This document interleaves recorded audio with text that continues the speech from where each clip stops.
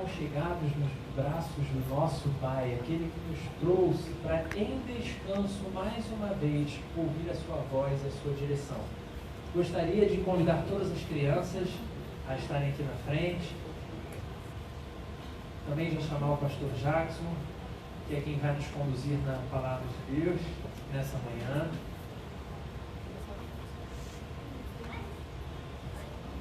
As tias, tia, estou bem. Deus tem sido muito bom para conosco, tem nos ensinado dia após dia como viver a vida num tempo conturbado, descansando e confiando nele. E é isso que nós vamos fazer nesse momento, que as crianças vão se direcionar agora para ouvir a voz de Deus aplicada à linguagem deles, e a gente fica aqui ainda ouvindo a voz do Senhor. Oremos. Deus santo e poderoso, obrigado, Pai, porque de maneira tremenda o Senhor tem cuidado de nós.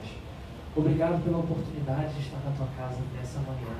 Obrigado, Senhor, porque podemos te cultuar com tudo que temos, tudo que somos. E te pedimos, Deus, que nesse momento o teu Santo Espírito uma vez mais trate os nossos corações. Cuida de nós, Senhor, e ajuda-nos a aprender dia após dia como nós podemos ser melhores exemplos, Senhor, da semelhança de Jesus. Como que nós podemos realmente viver o Evangelho em tempos tão difíceis. Ajuda-nos, Senhor, a ouvir a tua voz nessa manhã, desde o mais novo ao mais ancião. Em nome de Jesus oramos. Amém. Amém, graças a Deus. Queridos, palavra de Deus nessa manhã, Atos, capítulo número 15. Atos 15, e se você deseja acompanhar a palavra de Deus, a Bíblia na sua mão, estenda a sua mão aí, que as nossas irmãs da recepção vão estar disponibilizando, é só ficar com a mão levantada, para você ter a Bíblia, de forma que você possa acompanhar a leitura e a explicação da palavra nessa manhã. Vou chamar aqui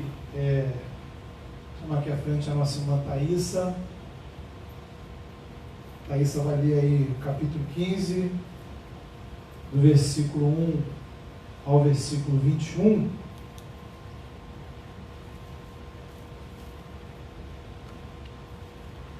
Vou chamar a Renata para fazer a leitura do versículo 22 até o versículo 35.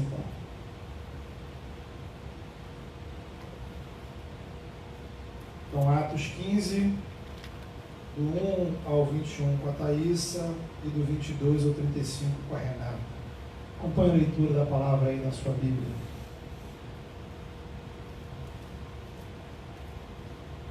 Alguns indivíduos que desceram da Judéia ensinavam aos irmãos: se não vos circuncidardes segundo o costume de Moisés, não podeis ser salvos. Tendo havido da parte de Paulo e Barnabé contenda e não pequena discussão com eles, resolveram que esses dois e alguns outros dentre eles subissem a Jerusalém, aos apóstolos e presbíteros, com respeito a essa questão. Enviados, pois, e até certo ponto acompanhados pela igreja, atravessaram as províncias da Fenícia e Samaria, e narrando a conversão dos gentios, causaram grande alegria a todos os irmãos. Tendo eles chegado a Jerusalém, foram bem recebidos pela igreja, pelos apóstolos e pelos presbíteros, e relataram tudo o que Deus fizera com eles. Insurgiram-se, entretanto, alguns da seita dos fariseus que haviam crido, dizendo: é necessário circuncidá-los e determinar-lhes que observem a lei de Moisés. Então, se reuniram os apóstolos e os presbíteros para examinar a questão. Havendo grande debate, Pedro tomou a palavra e lhes disse: irmãos, vós sabeis que desde há muito Deus me escolheu dentre vós, para que por meu intermédio ouvissem os gentios a palavra do Evangelho e crescem. Ora, Deus, que conhece os corações, lhes deu testemunho, concedendo o Espírito Santo a eles, como também a nós nos concedera, e não estabeleceu distinção alguma entre nós e eles, purificando-lhes pela fé o coração. Agora, pois, por que tentais a Deus, pondo sobre a cerviz dos discípulos um jugo que nem nossos pais puderam suportar, nem nós? Mas cremos que fomos salvos pela graça do Senhor Jesus, como também aqueles o foram. E toda a multidão silenciou, passando a ouvir a Barnabé e a Paulo, que contavam quantos sinais e prodígios Deus fizera por meio deles entre os gentios. Depois que eles terminaram, falou Tiago, dizendo: Irmãos, atentai nas minhas palavras. Expôs Simão como Deus primeiramente visitou os gentios, a fim de constituir dentre eles um povo para o seu nome. Conferem com isso as palavras dos profetas, como está escrito. Cumpridas estas coisas, voltarei e reedificarei o tabernáculo caído de Davi, e levantando-o de suas ruínas, restaurá-lo-ei, para que os demais homens busquem o Senhor e também todos os gentios sobre os quais tem sido invocado o meu nome, diz o Senhor, que faz estas coisas conhecidas desde séculos. Pelo que julgo eu, não devemos perturbar aqueles que dentre os gentios se converteram a Deus, mas escrever-lhes que se abstenham das contaminações dos ídolos, bem como das relações sexuais ilícitas, da carne de animais sufocados e do sangue, porque Moisés tem em cada cidade, desde tempos antigos, os que pregam nas sinagogas, onde é lido todos os sábados. Então, pareceu bem aos discípulos e aos presbíteros, com toda a igreja, tendo elegido homens dentre eles, enviá-los juntamente com Paulo e Barnabé a Antioquia. Foram Judas, chamado Barsabás, e Silas, homens notáveis entre os irmãos, escreveu o irmão deles. Os irmãos, tanto os apóstolos como os presbíteros, aos irmãos de entre os gentios em Antioquia, Síria e Cilícia, saudações. Visto sabermos que alguns que saíram de entre nós, sem nenhuma autorização, vos têm perturbado com palavras, transtornando a vossa alma, pareceu-nos bem chegados a pleno acordo, eleger alguns homens e enviá-los a vós outros, com os nossos amados Barnabé e Paulo, homens que têm exposto a vida pelo nome de nosso Senhor Jesus Cristo. Enviamos, portanto, Judas e Silas, os quais pessoalmente vos dirão também estas coisas, pois pareceu bem ao Espírito Santo e a nós não vos impor maior encargo além dessas coisas essenciais, que vos abstenhais das coisas sacrificadas a ídolos, bem como do sangue, da carne de animais sufocados e das relações sexuais ilícitas. Destas coisas fareis bem se vos guardardes. Saúde. Os que foram enviados desceram logo para Antioquia e, tendo reunido a comunidade, entregaram a epístola. Quando a leram, sobremaneira se alegraram pelo conforto recebido. Judas e Silas, que eram também profetas, consolaram os irmãos com muitos conselhos e os fortaleceram.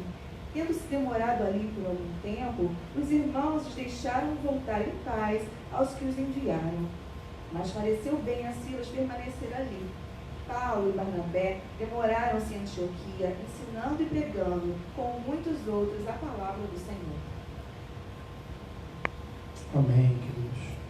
Bem, você já deve saber que a Bíblia ela tem uma história, uma linha que começa lá no Antigo Testamento, onde Deus ele tem um projeto de salvação para todas as nações, para todos os povos e todas as nações. Mas, apesar disso estar lá, claro, nos livros do Antigo Testamento, apesar de Jesus ter falado isso explicitamente aos apóstolos, o livro de Atos, ele vai contando como foi difícil para aquelas pessoas entenderem, cair a ficha de que o Evangelho era para todo mundo, não apenas para os israelitas. Então, com muito custo, eles foram progressivamente compreendendo, entendendo que Deus tinha no plano dele um lugar também para pessoas como a gente que não nasceram em Israel. Agora aqui, depois de muito tempo chegarem e conseguirem entender esse lado, eles estão enfrentando uma outra crise, uma crise de outra ordem. Para os judeus, cumprir a lei de Moisés era algo fundamental. Então a pergunta é, beleza, você não é judeu, você não nasceu em Israel, mas você crê em Jesus. Ok, Agora, você tem que cumprir a lei de Moisés? Você é cristão, você não é de Israel, você crê em Jesus. E agora? Qual é o papel da lei de Moisés para mim, que sou cristão? É assim que o nosso texto começa. Né? Alguns crentes da igreja de Jerusalém vão até a igreja de Antioquia e perguntam: vocês estão seguindo as regras da lei de Moisés? Eles respondem: não, de forma alguma. Nossos pastores, você vê que a culpa é sempre do pastor, né? Os nossos pastores nos ensinaram que Jesus nos libertou desse negócio de lei de Moisés. E aí, como a gente diz em bom português, deu ruim. Os crentes de Jerusalém disseram para os de Antioquia: olha, então, vocês não serão salvos. Se não cumpre a lei de Moisés, né, é para o inferno sem escala. Sem Moisés não tem salvação.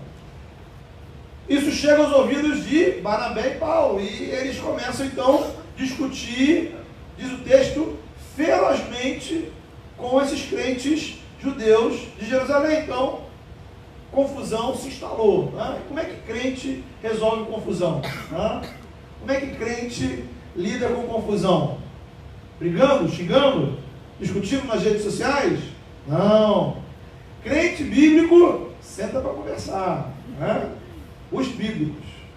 Então veja você que Paulo e Barnabé, outros líderes, foram até Jerusalém e ali se sentaram numa grande reunião para tentar chegar a um denominador comum, e chegaram guiados pelo Espírito Santo. O que a gente aprende aqui, queridos, nessa história? Em primeiro lugar, o que é a igreja, né? Igreja é um lugar que de vez em quando tem confusão, né? É a primeira informação que a gente tem no texto. Se você está chegando na igreja agora, você precisa ficar sabendo que de vez em quando a gente discorda uns dos outros. Faz parte, né? Você imagina se esses homens aqui, apóstolos, homens santos de Deus, gente que conviveu ali com o próprio Jesus, testemunhou milagres, testemunharam a ressurreição de Jesus, se eles de vez em quando não se entendiam, quanto mais a gente no Brasil do século XXI. Né? Então, assim como nas melhores famílias, nas melhores igrejas, às vezes rola um desentendimento. Esse lugar em que todos pensam igual, é importante lembrar disso, né? Esse lugar onde todos pensam igual não é igreja, é seita. Né? As seitas, todos estão ali para seguir a vontade do líder. Se você discorda, vaza. Se você não sair, saem com você. Né? Em uma igreja bíblica, o nosso líder não é o pastor. Nosso líder é Jesus, que nos lidera através da sua palavra. Tá? E reconhecemos que somos pecadores. Muitas vezes nossos pensamentos, sentimentos nos fazem discordar. O problema não é a gente discordar, mas é como é que a gente lida com essa discordância. Há um princípio bíblico que vem lá, né, da época da reforma do século XVI, que nos ajuda aqui. Diz o seguinte: devemos ter unidade no essencial, liberdade no não essencial e amor em tudo. Então, veja, no cristianismo existem coisas essenciais e coisas não essenciais. No essencial, nós precisamos estar unidos e empenhados. Naquilo que não é essencial, eu preciso compreender que há espaço para diferença, né?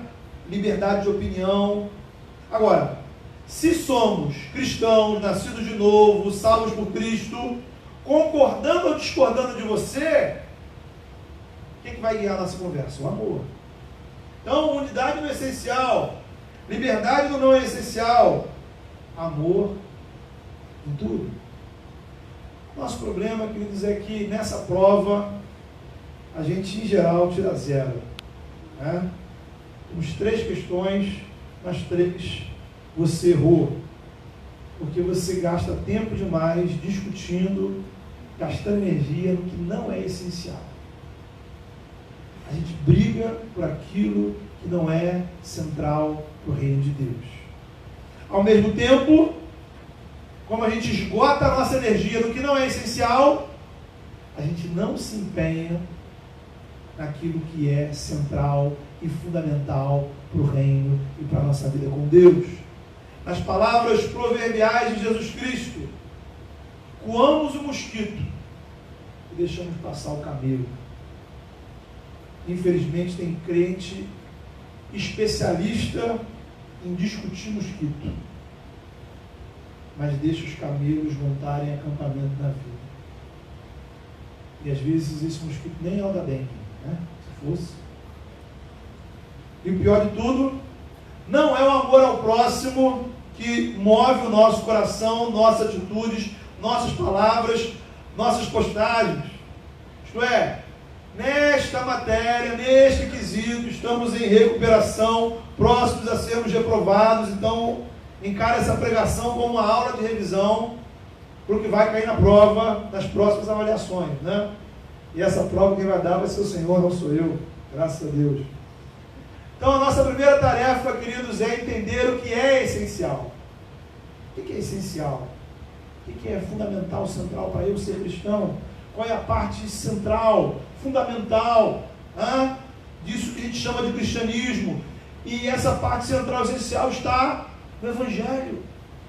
O Evangelho é o centro. Queria que você entendesse o Evangelho como uma espécie de moeda, ou seja, uma realidade que tem dois lados.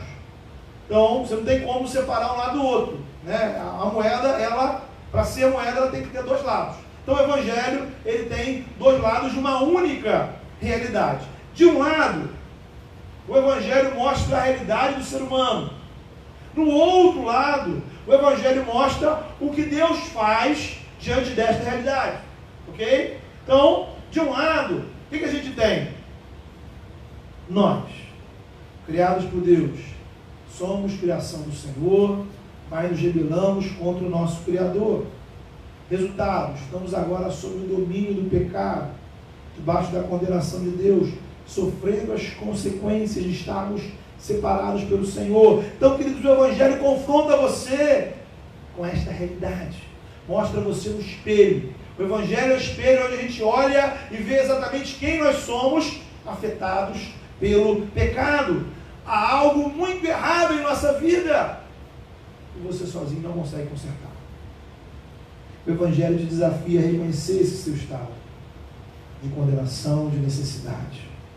O Evangelho desafia você a dizer: Senhor, eu preciso de perdão, eu preciso de reconciliação, eu preciso de restauração, eu preciso de libertação. Em uma palavra, você precisa de salvação, e ela só pode ser oferecida por Deus. E é justamente isso que a gente vai encontrar no outro lado da moeda. De um lado, Deus mostra o seu estado, desafia você a reconhecer isso. Do outro lado, o Evangelho oferece, disponibiliza tudo aquilo que Deus faz para suprir a sua necessidade. Ao invés de te condenar, Deus envia Jesus, o Filho de Deus assume a sua condenação.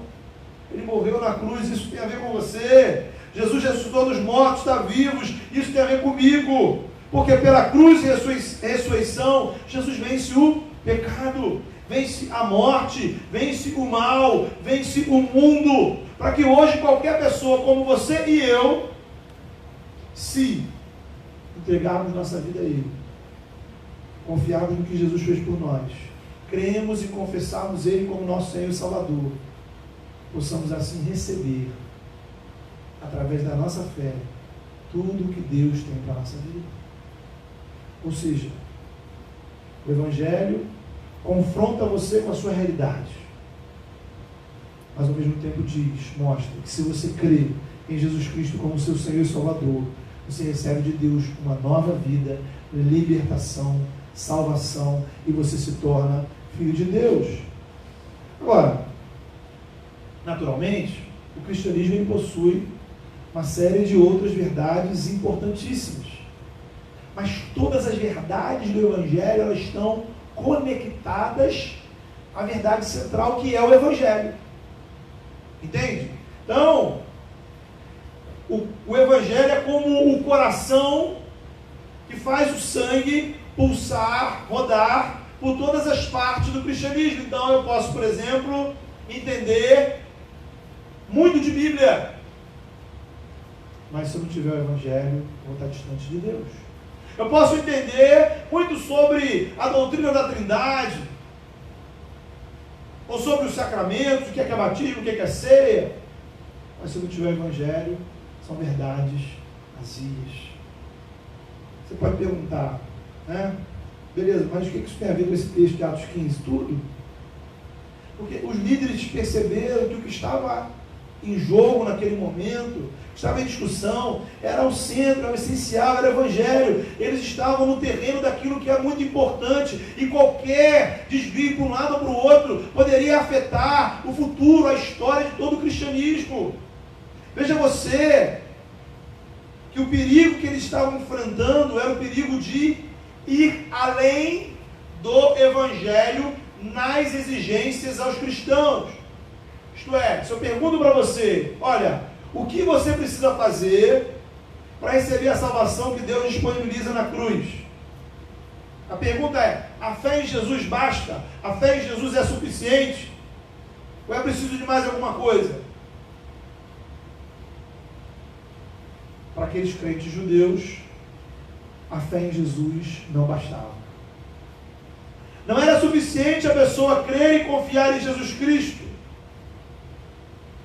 Talvez você pense, mas isso era uma coisa lá da época, lá dos judeus, em Jerusalém. Veja, querido, esse é um problema profundamente atual.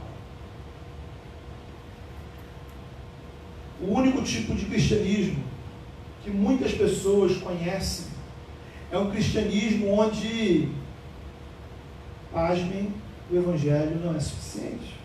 Além de crer em Jesus, eu preciso fazer de uma outra série de coisas, cumprir uma outra série de exigências para poder, quem sabe, ser salvo. Aí, além da pessoa acreditar em Jesus, ela precisa ficar correndo atrás de cumprir uma lista de exigências, regras morais, cerimônias religiosas.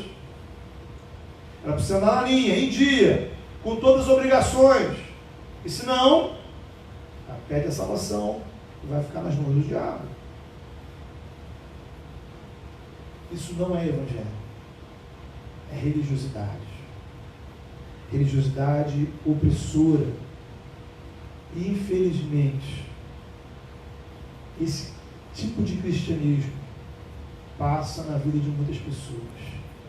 E aí você vai ter pessoas que não desfrutam da alegria do perdão de Deus, mas vivem a neurose da culpa, do medo, da ansiedade de o tempo todo ter que estar provando para Deus que está fazendo por merecer para ser abençoado,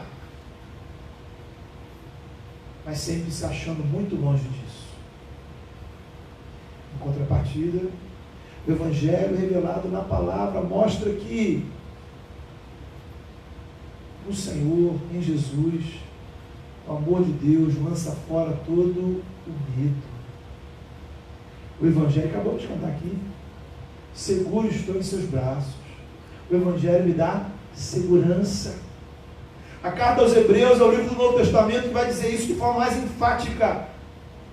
Hebreus vai dizer que o sacrifício de Jesus por nós, ele é único, não precisa ser repetido, ele é definitivo, ele é perfeito, ele não precisa de complementação. Eu não preciso fazer alguma coisa para que talvez a minha salvação se concretize. Não, tudo está completo na cruz, está consumado, diz o Evangelho. A minha salvação depende única e especificamente de eu crer e confiar no que Ele fez por mim, não em apresentar novos sacrifícios a Deus. Romanos 10:9 vai dizer: se você confessar com a sua boca que Jesus é Senhor e crer no seu coração que Deus o ressuscitou dos mortos, você será salvo. Então eu confesso com a boca, creio no coração. É o que Pedro vai dizer aí, olha aí, lá no versículo 11 do nosso texto, é exatamente o parecer de Pedro. Ele vai dizer: olha, mas cremos que fomos salvos pela graça do Senhor Jesus Cristo. Entenda isso. O Evangelho não é uma lista de coisas que você precisa fazer. O Evangelho não são regras religiosas para você cumprir. O Evangelho não é uma ajuda para eu me tornar uma pessoa melhor. Evangelho é o que Deus já fez por você. Evangelho é o Filho de Deus que se tornou um ser humano, morreu na cruz, ressuscitou, está agora no céu, reinando em nosso favor, e um dia voltará, trazendo a justiça de Deus e a plenitude da salvação, em benefício de quem? Seu, da igreja, do povo de Deus. Então não se trata de algo que eu posso fazer para Deus, não se trata disso. Lembra o primeiro lado da moeda? O Evangelho é a moeda de dois lados. E justamente o primeiro lado é mostrar que aquilo que a gente não consegue fazer, você está na lama e não consegue sair sozinho dela. O outro lado do Evangelho é a graça de Deus. Jesus entra na lama e tira você dela. Quem é nosso juiz? Nosso juiz não é a nossa mente e o coração. O nosso juiz não é você. Nosso juiz é o Senhor. 1 João vai dizer, se o nosso coração, se o seu coração te acusar, lembre de quem? De Deus. Deus é maior do que o seu coração. Então o nosso verdadeiro juiz não é o meu coração, é o Senhor. E diante dele, nós estamos justificados quando cremos em Cristo. Se você ainda não confessou Jesus, Romanos 10:9, se você ainda não confessou com a sua boca que Jesus é o seu Senhor, o seu Salvador, o Evangelho desafia você hoje. Veja, não se apegue ao que você tentou fazer e não conseguiu. Não se apegue ao que você acha que não vai conseguir dar conta. Não se apegue ao que as pessoas vão pensar de você. Não se apegue a como vão te avaliar. Se apegue única e exclusivamente ao que Ele fez por você na cruz. O Evangelho não é lugar de hipocrisias. Preciso reconhecer diante do Senhor quem eu sou. É o meu estado, minha miséria, minha lama. Mas louvado seja Deus, a boa nova é que existe algo, água, que limpa o meu corpo e a minha alma das lamas com as quais eu me sujei ao longo da vida. Por isso o Apocalipse vai usar a imagem de que os salvos são aqueles vestidos de vestiduras brancas, porque lavaram as suas vestes no sangue do Cordeiro. Reconheça, se prostre aos pés dele, declare sua fé, sua confiança, receba dos céus nova vida. Agora, há uma outra questão que a gente tem que enfrentar aqui nesse texto. De um lado, a questão de quando a gente exige mais do que crer em Jesus. Então, uma coisa é dizer, eu não preciso fazer nada além de crer em Jesus para ser salvo. Frase perfeita, correta, bíblica. Outra coisa bem diferente e errada é dizer, eu não preciso fazer nada para Deus.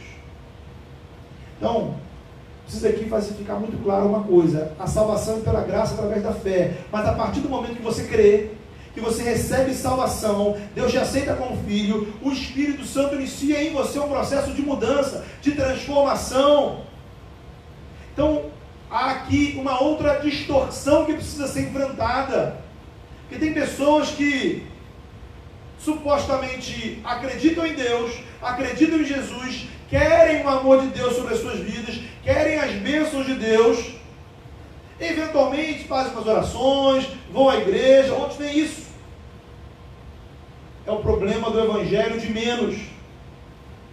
Isto é, o Evangelho revelado na palavra nos desafia a viver uma vida de santificação, praticando o fruto do Espírito, frutificando para o reino em obediência a Jesus.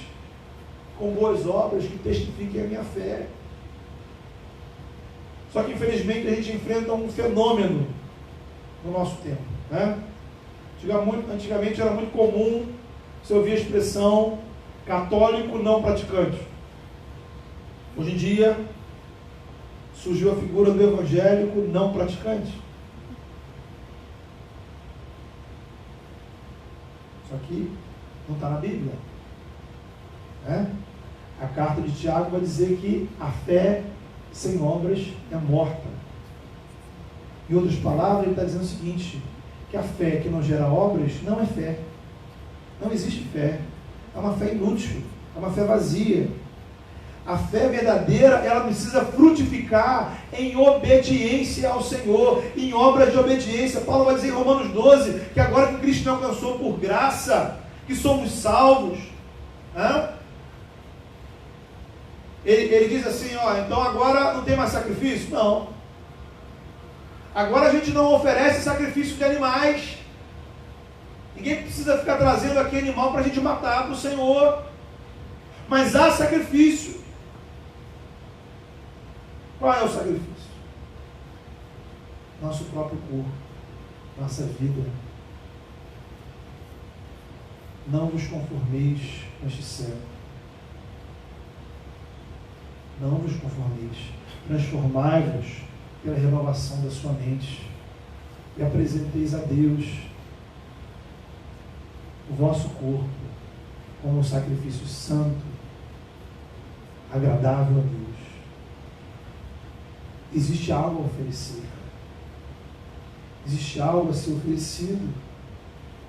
Portanto, achar que a salvação é pela graça, então eu não tenho nada mais para fazer para Deus, é desfrutar de uma graça falsificada. A graça preciosa do Senhor é uma graça que me alcança, me transforma, me liberta e me capacita com o Espírito Santo para eu negar-me a mim mesmo, tomar a minha cruz e seguir após Cristo. Viver a graça é também tomar a cruz. Viver a graça é também negar-se a si mesmo. Portanto, a questão é entender qual é o papel que a obediência a Jesus desempenha em nosso relacionamento com Deus. Entenda, a sua obediência não produz salvação. Não conseguimos. É o primeiro lado da moeda. Agora, a nossa salvação nos dá as condições espirituais de obedecermos a Deus. Irmãos, vamos lá, vamos falar a verdade? Aqui só entre a gente. Às vezes o que nos falta é maturidade. Estamos vivendo uma relação infantil com Deus. Nós faltamos crescer, né? A gente só quer obedecer para ganhar. A gente só quer obedecer para ganhar. E aí, quando a gente ganha, parece que a gente não precisa mais obedecer. Nem minha filha de 3 anos pensa mais assim. Mas a gente é crente e quer continuar agindo assim. Então a pessoa pensa assim, aí tem 2 tipos de cristianismo. Se ela vive aquele cristianismo bem, olha, eu não posso faltar culto nenhum. Tem que vir a todos os cultos para ser salvo. Aí ela vai a todos. Até doente vem. Aí quando ela descobre que a salvação já está garantida pela graça, para que ficar indo a todo culto, né? Em casa, relaxar, sair com a família, pegar um cinema. É uma criança, não é? Uma criança que não consegue fazer uma simples reflexão. Eu vou ao culto para quê? Para conquistar minha salvação? Ou para honrar aquele que me salvou? Para servir aquele que é o Senhor da minha vida? Será que a salvação é uma coisa estática? Que aconteceu uma única vez, agora eu posso viver do jeito que eu quiser? Ou a salvação me traz para dentro de um relacionamento com Deus em que Jesus é o meu Senhor de todas as áreas da minha vida? Aí é interessante que as pessoas vão de um extremo a outro, veja você, né? Primeiro, a pessoa às vezes vive um cristianismo onde a obediência a Jesus é baseada no medo, e muitas vezes em uma manipulação religiosa desse medo. Aí depois a pessoa se liberta disso, encontra a graça, descobre a graça, aí ela vai parar em outro extremo, em que obedecer a Deus, servir no reino, ser deixado de lado. Sacrifício, compromisso, nem pensar. Só que isso não é evangelho. Uma graça que me faz ficar sentado no sofá para servir a Deus conforme a minha conveniência, isso não é graça, isso é desgraça. Aí tem pessoa que já impõe a condição, né? Só não, beleza, eu vou ser crente, mas vou logo falando, hein? Esse negócio de ir na igreja todo domingo, evangelizar, dar dízimo, eu não faço não, né? Outro já diz que não, sou crente, mas é só assim mesmo, entendeu? Eu sou uma pessoa difícil, né? Falo o que me vem à cabeça, entendeu? Não levo desaforo para casa. Vou falar a verdade, né? Esse lugar que você faz o que você quer é um nome, chama inferno, né? Não sei se você sabe, mas existe esse lugar, né? Dizem que é ruim, eu nunca fui lá. Espero também, creio em Deus que não vou passar por lá, mas é ruim. Então, é bom ficar ligado. É preciso amadurecer. O reino de Deus é o lugar onde a vontade de Jesus é praticada. Ser salvo é ter a alegria de viver a vontade de Cristo. Ser cristão é viver segundo as regras do reino. E no reino, as regras estão à vontade dele, revelada na palavra. Participar do culto, orar, ler a palavra, ouvir a palavra, compartilhar o evangelho, dar testemunho, fugir da aparência do mal, contribuir com meus dízimos, com minhas ofertas, perdoar quem me ofende, demonstrar amor àqueles que estão no meu caminho, reconhecer meus pecados, pedir perdão. E todo domingo, junto com os meus irmãos, adorar a esse que me salvou, que me alcançou pela graça, que me amou quando eu não o amava e que por graça me capacitou a amá-lo e servi-lo com meus dons, habilidades, serviços e recursos. Amadurecer, queridos, é descansar na graça, porque eu já fui salvo, e é ser motivado pela graça a servir ao Senhor com obediência. A compreensão da graça não me pode fazer obedecer menos, ao contrário, a graça deve me fazer obedecer mais, com mais gratidão, com mais alegria, com mais fidelidade. O que aconteceu no texto? Para a gente caminhar para o fim. Aqueles líderes se reuniram, apóstolos, presbíteros, discípulos se reuniram em Jerusalém e concluíram que de fato a salvação é pela graça através da fé em Jesus.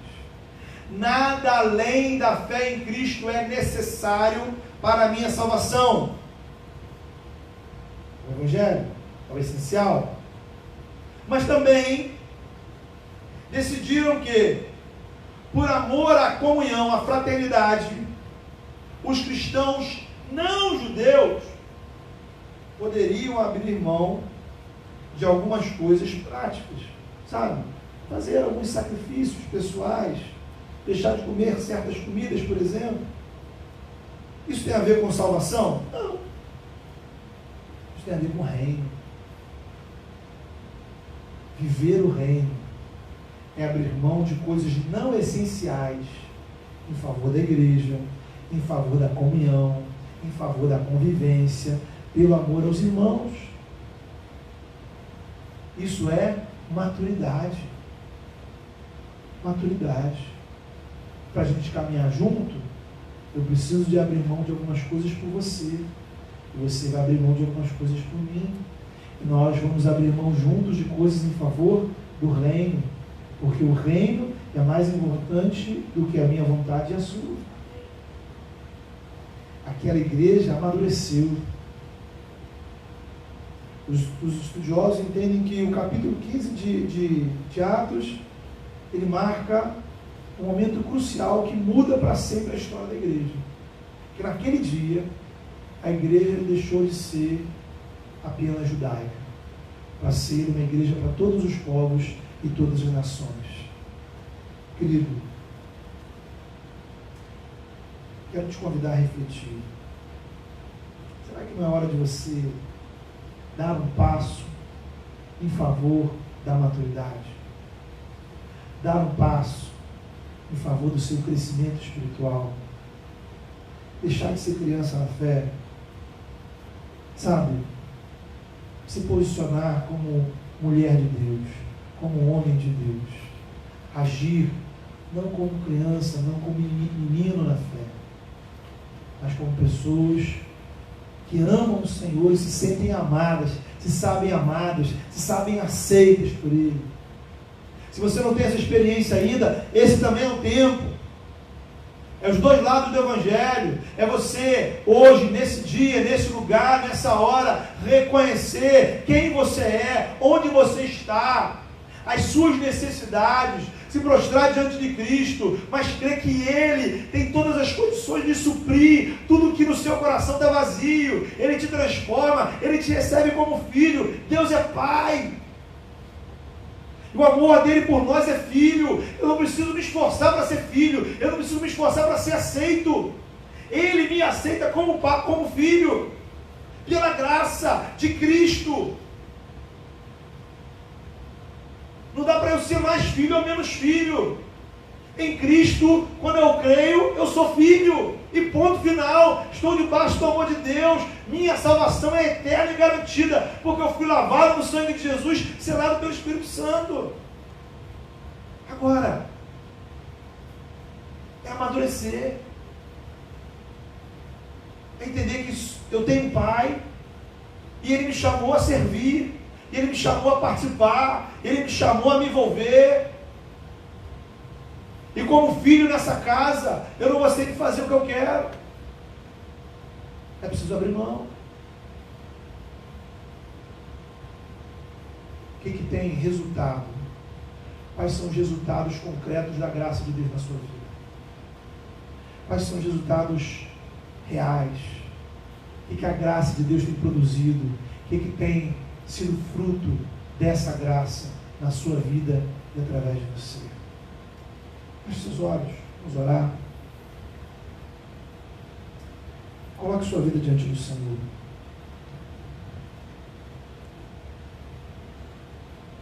Coloque a sua vida diante do Senhor nessa hora.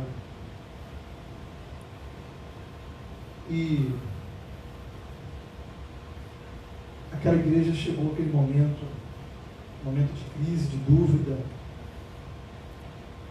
E foi a primeira coisa que a gente falou aqui nessa manhã. Quando a gente tem questões no nosso coração, a gente senta e a gente conversa. A gente senta e a gente ora. A gente senta e a gente busca a direção da palavra de Deus. Eu não sei qual é o quadro que você está vivendo. Se você está vivendo, tem dificuldade de entender a sua salvação, confesse ao Senhor nessa hora. Diga para o Senhor: Senhor, eu creio em Jesus. Eu quero sentir a paz. A paz de ter certeza de que estou perdoado. A paz de saber que eu sou filho, que eu sou filha. E que nada, nem ninguém tirará a minha condição de filho. Eu tenho um Pai. E Ele cuida de mim. Louvado seja Deus. Eu tenho um Pai que não desiste de mim. Eu tenho um Pai que me acolhe como eu sou, sabendo de todos os meus defeitos. Tudo que era necessário para eu ser filho, Ele já fez. Se o seu coração te acusar, Deus é maior do que o nosso coração. A graça de Deus é maior do que o seu coração. A graça de Deus é maior do que as suas exigências, as suas avaliações, o que dizem de você, o que pensam de você, o que você mesmo pensa de você. A graça de Deus é maior do que tudo isso. E o sangue de Jesus cobre tudo isso. Mas se você se sente amado pelo Senhor, já se sente acolhido pelo Senhor, se sente salvo, transformado pelo Senhor. É hora de amadurecer. É hora de agir em obediência naquilo que é essencial. Não apenas ser abençoado, não apenas ser cuidado, não apenas ser amado, mas oferecer sacrifícios. Sacrifícios de gratidão, sacrifícios de obediência, sacrifícios que nascem de um coração constrangido pela graça, sacrifícios que nascem de um coração cheio, preenchido pelo amor de Deus. É hora de oferecer para o Senhor, não para ser salvo, porque você já é, mas porque você é salvo, você serve ao Senhor. Deus amado, nessa hora nós glorificamos o Teu nome, Senhor, pelo Evangelho, tão claro, tão puro, tão simples, tão essencial para as nossas vidas. Agora, Senhor, em nome de Jesus,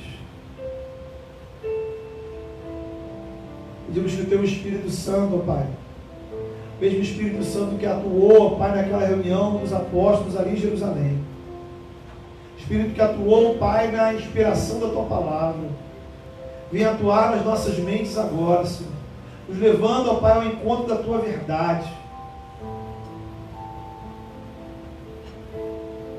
Que aquilo que em nós, ó Deus, precisamos, ó Pai, mudar, que sejamos transformados pelo Senhor. Ah, Deus,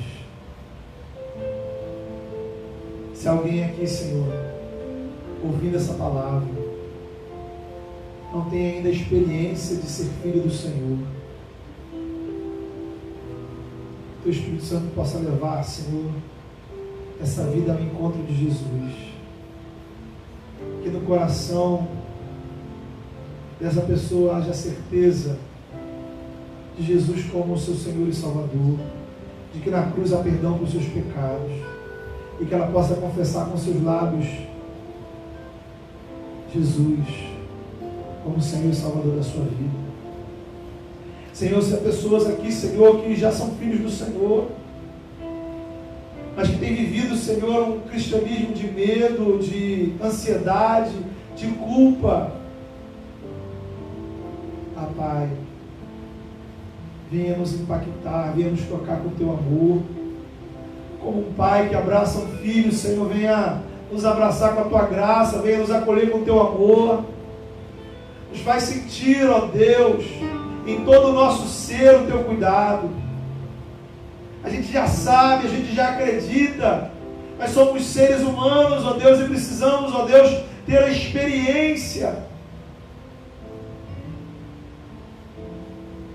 Cremos no Teu amor, nos faz sentir, ó Pai, o Teu amor, ó Pai, cercando a nossa vida, novamente, ó Pai, a nossa alma, a nossa mente, os nossos medos, nossas preocupações, que tudo isso seja coberto pela Tua graça. E se há pessoas, ó Deus, que crendo na Tua graça, precisam, Senhor, de crescer. Crescer porque não tem vivido uma vida de obediência, Senhor, que corresponda à graça. Que não tem sabido, Senhor, oferecer ao Senhor sacrifícios de vida, de serviço, de obras. Sacrifícios que nasçam de um coração grato, de um coração agradecido, de um coração que se sente amado e cuidado pelo Senhor. Sacrifícios que não tem a ver com medo, que não tem a ver com manipulação, que não tem a ver, Senhor, com qualquer tipo de barganha, mas sacrifícios que nascem, Senhor, da alegria de servir ao Teu reino, porque o Teu reino é a nossa casa, o Teu reino é o nosso lugar. Ó Pai, o Senhor nos tirou das trevas e que nos trouxe para o reino do seu Filho, reino de amor, reino de graça. E nesse reino, Senhor, há serviço, nesse reino há obediência, nesse reino, Senhor, o Senhor nos capacita de servir, o Senhor já colocou em nós a capacidade de servir ao Senhor. Papai, nos leva, nos incomoda, e que neste dia, nesta manhã, a gente tome decisões e atitudes concretas de serviço ao Senhor, para a glória do teu nome, em nome do teu Filho, e que o teu nome seja glorificado com as obras, ó Deus, que fizermos, que o teu reino cresça, que o teu nome cresça, e que a gente diminua. Em nome de Jesus, teu Filho, oramos. Amém.